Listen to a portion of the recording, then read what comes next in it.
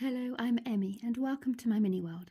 Today I would like to take you on a tour of the Easter egg house that I have just made for my daughter and for her little Sylvanian Crème rabbit. I have posted quite a lot about this on my shorts over the last week, so I apologise if this is now really boring for you, but I just wanted to do a proper tour with some commentary so that I can show you all in a bit more detail and explain how I made it, really. And if I open it up like this, you can see that it turns into a little Easter egg house.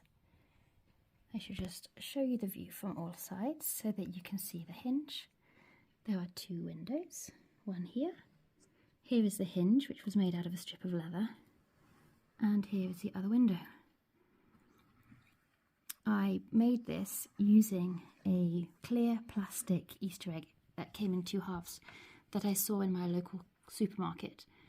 It was on Wednesday before Easter, and I decided on a whim, after seeing quite a few wonderful tutorials on Instagram and other places, that I also wanted to try my hand at making a little Easter egg house. Here it is as it is at the moment, bare on the inside, with the exception of these little shelves, which I made from pine cone seeds. If you look underneath, you can still see the shape and the texture and the different colours of the pine cone seeds. And I made the floor by drawing circles of cardboard and then gluing lolly sticks on the top and then painting them brown and sticking them at slightly different angles, different heights, so that they slide into each other and the egg can shut. Just like that. I shall now open it back up again, and then I'm going to set it all up so that I can give you a little tour of the inside.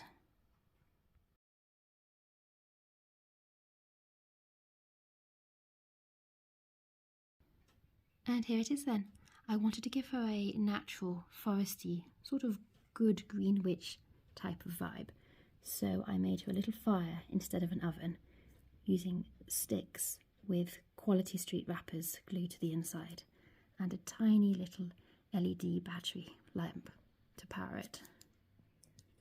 And there she has a little walnut cooking pot suspended over the fire with bits of chocolate ready for her to melt with a little spoon. And this cooking pot is suspended by a hook that my husband very kindly made me from a paperclip onto this stick, which is attached to a little birdhouse, which has an egg inside it, of course, because it's an Easter egg house. And the whole thing then acts as a sort of natural cooking fireplace. And here we've got Crème's carrots, because she's a rabbit. Rabbits love carrots. Underneath there's a little fluffy bed that I made from a bit of fake fur that I sewed up together. And behind here there's a little table with some slabs of chocolate on, a little mixing bowl. Again, the shelves. There is a little washing line here for her to hang up her washing to dry. And on the other side, I might have to move you, Crème. Can we get in? Yeah, we can see the other side. Here's the other side. My little girl drew a picture of Crème, which I framed and stuck on the wall. And then down here we have the ladder so that she can get up and down, and 2 sacks of chocolate eggs ready to be delivered to all the good children who deserve lots of lovely eggs on Easter Sunday. I decorated the house by cutting up little squares of flowery fabric that I happen to have lying around and gluing them onto the outside and the inside of each half of the egg, just using PVA glue mixed with a little bit of water. And then when that dried, I added the 2 circular floors, which I just glued on with a glue gun into place. And then I made the roof, which was just lengths of raffia cut out and stuck on into a cone shape.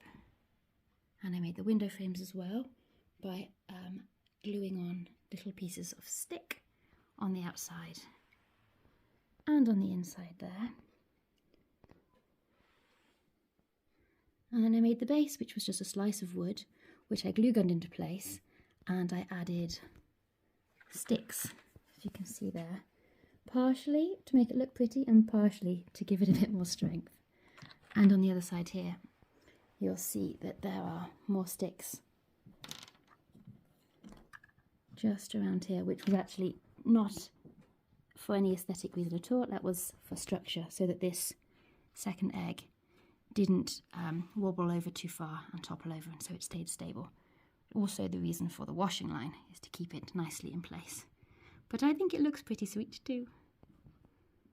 So there you have it. It's a little bit late, but I still wanted to give a proper tour because I really, really loved doing this, and my daughter's so happy with it. A very belated Happy Easter to everybody. I hope you had a lovely time, and I will see you again soon. Thank you very much for watching. Goodbye.